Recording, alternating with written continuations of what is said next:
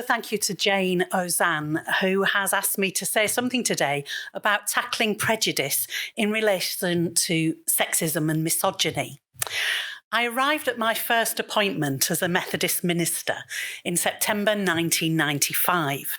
This was 23 years after the Methodist Church had agreed that women could be ordained as presbyteral ministers. But I was the first woman minister to arrive in that part of East Lancashire.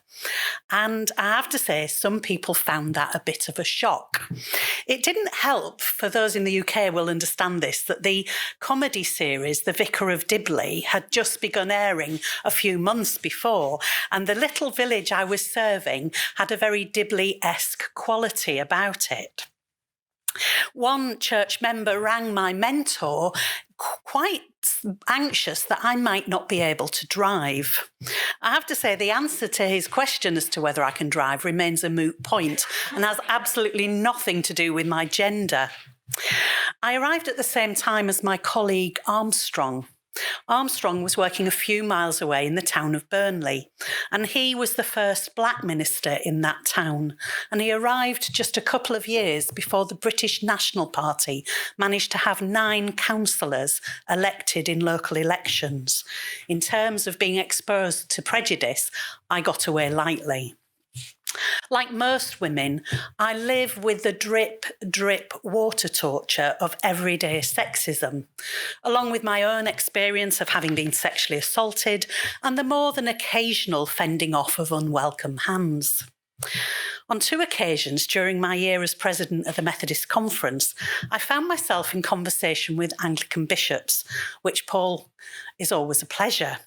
But while I was having those conversations on those 2 separate occasions, each time another person, a man, came and physically placed himself between me and the bishop and interrupted our conversation.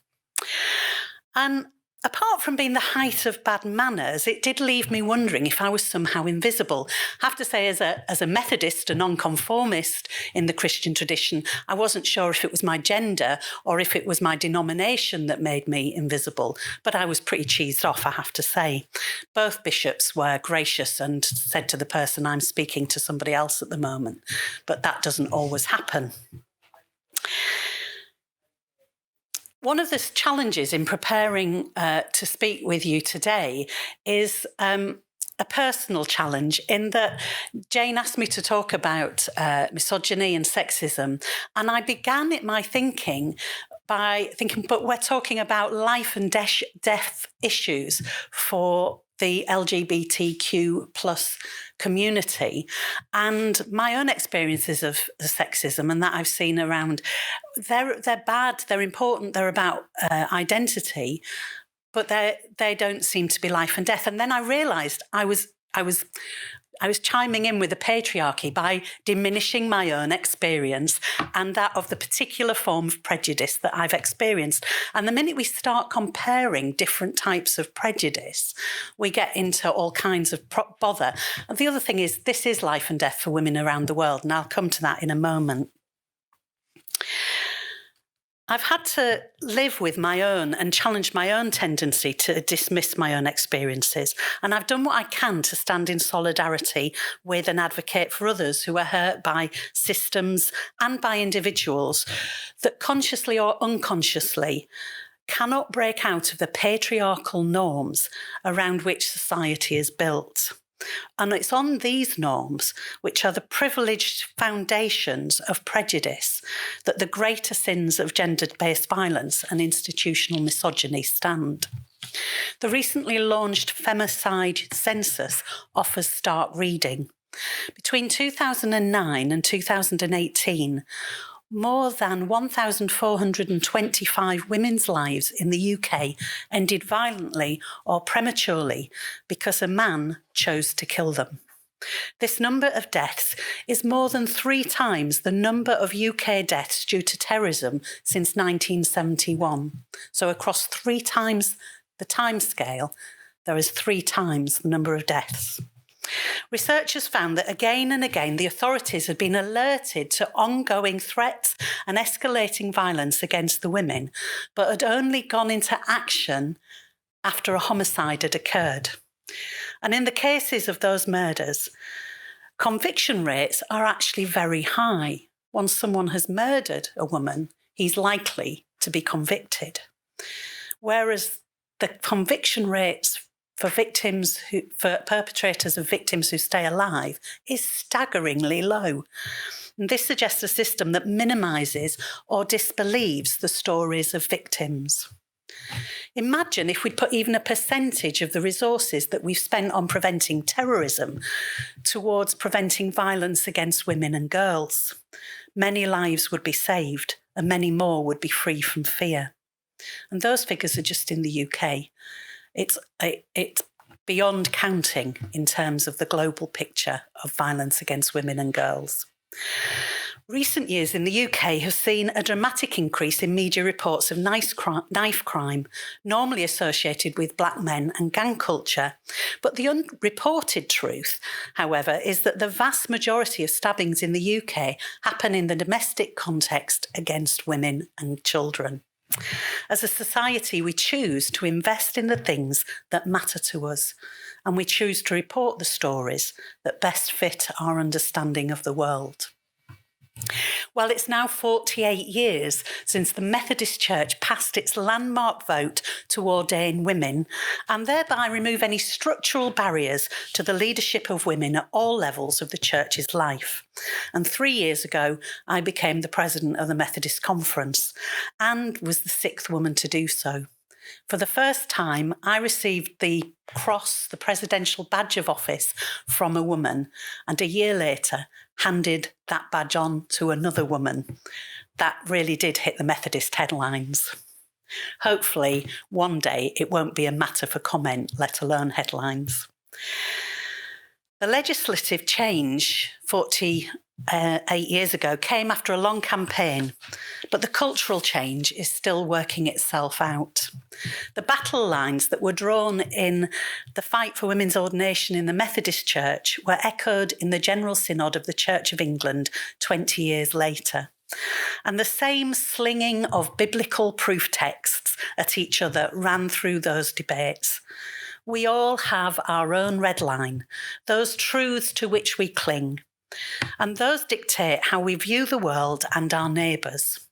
The spirit of change that blew through the Methodist Church regarding the ordination of women, I think, is moving again regarding the status of LGBTI plus people within the life of the church. And a major report, God in Love Unites Us, is currently out for consultation in Methodist churches and circuits. It reflects on the nature of relationships and asks the church to consider how God's welcome to all might be extended in the life of the church to those who live in relationships that the church has historically not recognised or supported. The document is gracious in tone, recognising that there are those in the life of the church who hold contradictory views to one another. We don't all agree about everything. And the report looks for a way in which all can be included in the life of a church which longs to reflect the nature of God's love. What has allowed the report to reach this stage is the willingness of those on the 2 task groups that came together to write the report, the willingness of them to really get to know each other, to have open and robust debates about the authority of Scripture, and to respect and honour those things where agreement is not possible without compromise. It remains to be seen if the Methodist Church of 2021, the Methodist Conference in next summer, will fully accept the recommendations of the report. I hope that we do. And I also know that we've travelled a long way from the more divisive rhetoric of a decade ago. Mary Michaela spoke this morning, and it's good to know that she's supporting what we're doing here today. I remember having a conversation with Mary at an interfaith meal some time ago, and she talked about what it had taken to bring the 2 sides of the divide in Northern Ireland together.